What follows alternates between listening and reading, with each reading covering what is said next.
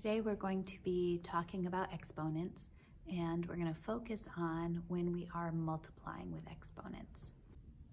We're going to start with just reviewing exponents. So the directions are that we want to write this expression in expanded form. So in remembering what exponents are, a to the sixth means that it is a times a times a times a times a. So when you expand it, you write it out 6 times because of the 6 exponent, and you are multiplying it. So why don't you guys try one? It would be x to the third, x times x times x. Here's another one, 3 to the fourth. Now in expanded form would be 3 4 times. So 3 times 3 times 3 times 3. So we're going to write this number in exponential form.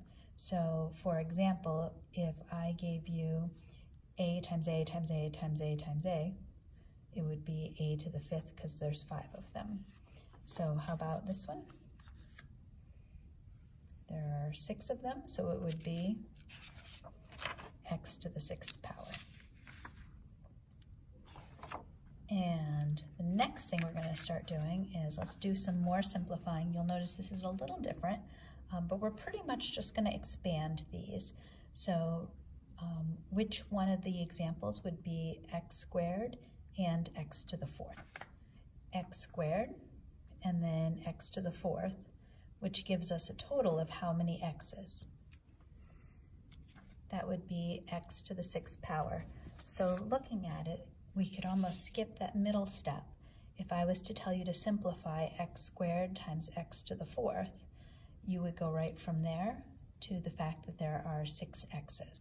The next example is x to the 5th times x. So write this out in expanded form. We would have x to the 5th, so we would have 5 x's times an extra x out here. And then we would write this with just an exponent and get x to the 6th power. So again, think about how I could go from this to this without expanding it all out. So let's try one more where we expand it out. So 5 to the 3rd times 5 to the 2nd would be 5 to the 3rd times 5 to the 2nd, and then write it with an exponent, and that would be 5 to the 5th power. So the next one we have is x to the 4th times x to the 7th. Well, I don't feel like writing that many x's. So let's take a quick second and think about what that rule might be. What am I doing with the exponents when I'm multiplying them? Yep, so the rule is that I'm adding the exponents because 3 plus 2 is 5 and 2 plus 4 is 6. So the rule is that we add exponents. So let's try this one, and now you don't have to expand it. What would be x to the 4th times x to the 7th? Would be x to the 11th. Let's try another one. 5 to the 5th times 5 to the 7th would be